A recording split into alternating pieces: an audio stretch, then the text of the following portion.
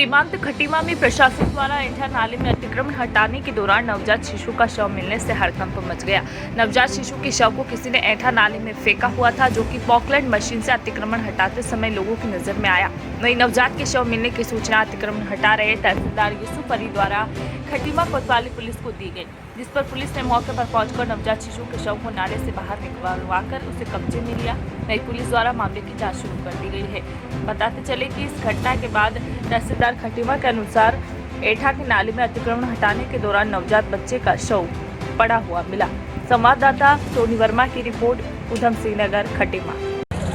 अभी ऐंठा नाले में जब अतिक्रमण हटाया जा रहा है तो देखा कि नाले में जो है एक नवजात शिशु मिला है और जिसकी मृत्यु हो चुकी है और इस संबंध में पुलिस विभाग को जो है बता दिया गया है और इसमें जो भी होगा दोषी जो उसके खिलाफ कार्रवाई की जाएगी। वहीं घर में घुसकर युवक ने विधवा महिला की आंख फोड़ डाली। आरोपी मौके से फरार हो गया। 112 PRV ने मौके पर पहुंचकर महिला को सरकारी अस्पताल में भर्ती कराया, जहां हालत नाजुक होने पर बरेली के लिए उसे रेफर किया गया। दरअसल बरेली के बहेड़ी कोतवाली क्षेत्र के शाहगढ़ में जशोदा नाम की महिला, जिसके पति की 12 साल पहले ही मौत हो गई थी। इसके बाद जशोदा के ऊपर अपनी 2 लड़कियों की पालन पोषण की जिम्मेदारी आ गई। जशोदा अपने घर का खर्चा चलाने के लिए दूसरे घरों में झाड़ू पोछा करने लगी। वहीं शाम को हसीब नाम का युवक, जो कि आवारा किस्म का है, उसने जशोदा के घर में घुसकर गाली गलौज करने लगा, जिसके बाद महिला ने उसका विरोध किया। इसके बाद बौखलाए युवक ने महिला की आंख फोड़कर उसे घायल कर डाला और फरार हो गया। वहीं इस घटना के बाद पुलिस ने महिला को सरकारी अस्पताल में पहुंचाया। महिला की हालत फिलहाल नाजुक है और उसे बरेली के लिए रेफर किया गया है। देखिए संवाददाता दीपक कुमार की रिपोर्ट, बरेली, उत्तर प्रदेश। ये जो महिलाएं हुई हैं, ये कैसे घायल हुई? ये मतलब घर पे पेशाब करके लेटने वाली थी, जब तक वो आया और उसे दबोच के बहुत ही मारा उन्हें। कौन, क्या नाम है उसका?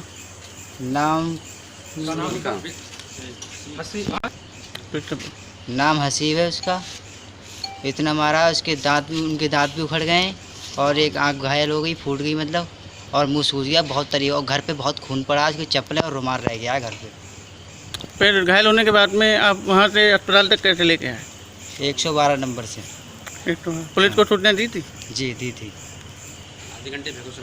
आधे घंटे। शिवपुरी कलेक्टर कार्यालय में मंगलवार को जनसुनवाई के दौरान सुनाज गांव के एक सैकड़ा ग्रामीणों ने राशन न मिलने की शिकायत दर्ज करवाई, जिसमें ग्रामीणों द्वारा बताया गया कि राशन दुकान संचालक ने पिछले 3 महीने से राशन वितरण नहीं किया और राशन मांगने पर राशन न आने का बहाना एसएमएस द्वारा किया जा रहा है। वहीं परेशान होकर ग्रामीण शिवपुरी कलेक्टर से शिकायत करने पहुंचे। संवाददाता कुलदीप गुप्ता की रिपोर्ट, शिवपुरी, मध्य प्रदेश। क्या नाम है तुम्हारा? नंदा। कौन से गाँव से आए हो? सुनाज। क्यों आए थे शिवपुरी में? साहब कंट्रोल नहीं मिल रही हमें तक गाँव। कंट्रोल नहीं मिलेगी, राशन नहीं मिल रहा? राशन नहीं मिल रहा साहब। राशन कब से नहीं मिला राशन?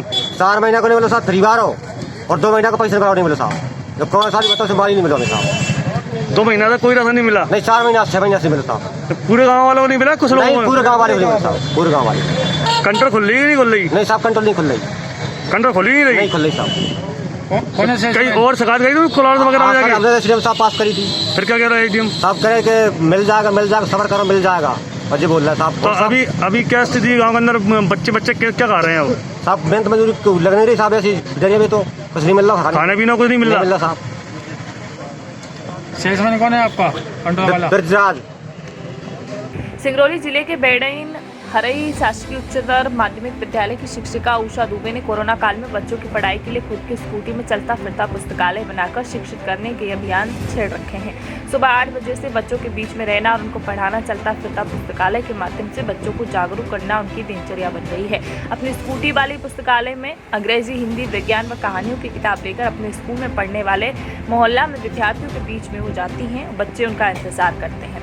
देखिए ये चलती फिरती स्कूटी वाली टीचर की कहानी। संवाददाता उपेंद्र दुबे के साथ, सिंगरौली, मध्य प्रदेश। तो हमारे बच्चों को वास्तव में पढ़ने में काफ़ी आनंद आने लगा और जहाँ मैं मोहल्ला क्लास लेती हूँ वहाँ पे बच्चों की संख्या भी बढ़ने लगी। ये चलता फिरता पुस्तकालय जब वहाँ पे लेके पहुँचते हैं तो छोटे बच्चों में काफ़ी जो है उत्साह देखने को मिलता है और उनके माता पिता भी काफ़ी खुश हैं, क्योंकि बच्चे जब ये वाली बुक्स पढ़ते हैं उसके साथ साथ मैं बोलती हूँ कि आज अपने घर में शाम के समय में आप एक स्टोरी पढ़ोगे या पाठ्य पुस्तक की कविता पढ़ोगे तो बच्चे उस दिन उसको पढ़ के रखते हैं।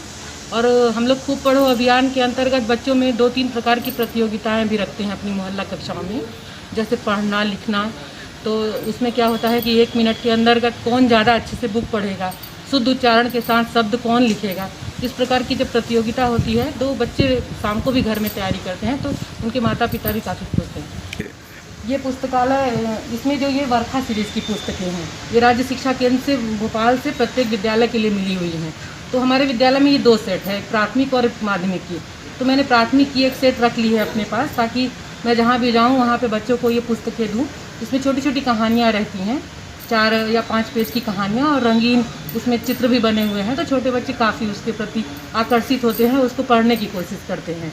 तो ये पुस्तकें हमारे विद्यालय की हैं। कुछ पुस्तकें मैंने अपने आप भी खरीदी हैं, जैसे जनरल नॉलेज की हो गई या नैतिक शिक्षा की कहानियाँ, वो मेरे पास थी, तो उसको भी मैं बैग में रख के लेके जाती हूँ। वहाँ जो बच्चा पढ़ना चाहता है मैं उसको देती हूँ। बताओ बेटा, कैसा लग रहा है जब इस तरह से किताबें ला करके, और कितने बच्चे हैं यहाँ पे, कितने लोग हमें यहाँ ये किताबें पढ़ के हम लोग को बहुत मज़ा आया। हम यहाँ पे एक मिनट का खेल भी खेलते हैं, और खेल हम लोग खेलते हैं तो हमें बहुत मज़ा आता है, इससे हमको शिक्षा भी मिलती है। मैडम का इंतज़ार करते हो आप लोग? हाँ। कैसे, कितने बच्चे आते हैं यहाँ पे, कहाँ कहाँ के लोग हैं यहाँ पे? हमारे यही मोहल्ले के ही बच्चे हैं, पास के ही। और मैम जब हम लोग इंतज़ार करते हैं कि मैम आए और वो किताब लेके आए और हम वो किताब पढ़ें और हमें मज़ा आए और उससे हमें शिक्षा भी मिले। कब से कर रहे हैं इस तरह? कब से पढ़ रहे हो तुम लोग? गर्मी की छुट्टियों से। गर्मी में हम लोग 20-20 से आते हैं, अभी लॉकडाउन चल रहा है तो आ रहे हैं। जब मैडम इस तरह से किताबें इतनी सारी ले आती हैं, और क्या क्या पढ़ लेते हो आप लोग? हम लोग को बहुत अच्छा लगता है जब मैम किताब लेके आती हैं, और हम लोग इंतज़ार भी करते हैं कि मैम जब आएंगी तो हम सब पढ़ेंगे। और ये किताबें पढ़ने में अच्छी लगती हैं, छोटी छोटी कहानियाँ भी होती हैं, बहुत अच्छी लगती हैं। क्या नाम तुम्हारा? नेहा सागर।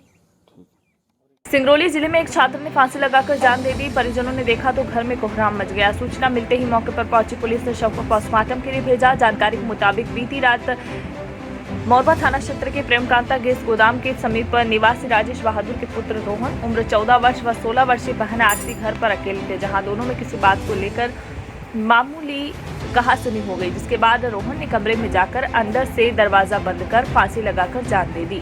देखिए संवाददाता उपेंद्र दुबे की रिपोर्ट, सिंगरौली मध्य प्रदेश। अरे थोड़ा बहुत हम लोग का लड़ाई हुआ था, फिर क्या हुआ था कि थोड़ा बहुत लड़ाई वड़ाई करके फिर हम बाहर निकल गए थे। मतलब हर समय ऐसे ही होता हम लोग का, ऐसे लड़ाई करते थे हर समय। दरवाज़ा वो भी बंद करता था, कभी कभी हम भी दरवाज़ा बंद कर लेते थे। मतलब वो ना आए मेरे पास, ना वो हम उसके पास जाए, ऐसे हुआ था। फिर क्या हुआ था कि हम बाहर निकल के फिर ऐसे करके और जाके बाहर बैठ गए थे, यहीं पे बैठे थे बाहर, और वो दरवाज़ा बंद कर लिया था कि हर समय बंद करता था दरवाज़ा, वो दरवाज़ा बंद कर लिया था। फिर क्या हुआ था कि फिर हम लोग, मम्मी बोली कि मत जाना है उसके पास, अभी जाओगी तो मारने लगेगा फिर से। बड़ा भाई था, मतलब थोड़ा मेरे से बड़ा ही, हल्का थोड़ा छोटा ही था, मारने लगेगा, ठीक है। मम्मी बोली मत जाना, तुम बाहर रहो, हम लोग आ रहे हैं आधे घंटे में, फिर आने के बाद फिर उसको बताएंगे अच्छे से, ठीक है। फिर क्या हुआ था कि हम लोग आए, मम्मी पापा और एक अंकल, मतलब यहाँ पे, तो दरवाज़ा खुलवा रहे थे उससे, खोलो रोहन दरवाज़ा खोलो तुम। दरवाज़ा फिर नहीं खोला तो हम लोग को लगा मतलब जैसे कि डर के मारे नहीं खोल रहा है। और फिर क्या हुआ था कि फिर हम मम्मी को बोले मम्मी इसको खिड़की तोड़ो, पापा बोले नहीं खोलो, नहीं तो दरवाज़ा खोलो, तोड़ देंगे दरवाज़ा। दरवाज़ा फिर नहीं तोड़े, फिर खिड़की से हम घुसे अंदर, और घुसने के बाद फिर हम देखे तो वहाँ पे गाड़ी के पास वो ऐसे करके गिरा हुआ था और उसमें गमछा लपेटा हुआ था। फिर हम आए रोते रोते, फिर ये दरवाज़ा फटाक से खोले, फिर मम्मी लोग फिर बोलने लगे थे, बस इसके आगे फिर हमको नहीं पता। अम्बेडकर नगर में जो है लड़का ने फांसी लगा लिया, क्या कारण है, क्या सारा कुछ मामला है? जिस बच्चे ने फांसी लगाई वो 12 वर्ष का नाबालिग है। घर में उसका और उसकी बहन का, वो भी नाबालिग बच्ची है, दोनों के बीच में कुछ जो भाई बहन में अमूमन विवाद होते हैं, सामान्य सा विवाद हुआ, और इसी दौरान उस लड़के ने फांसी लगा दी। हम उम्र कायम करके उसकी जांच कर रहे हैं। विषय पारिवारिक विवाद का है, अभी विवेचना में है। ठीक है।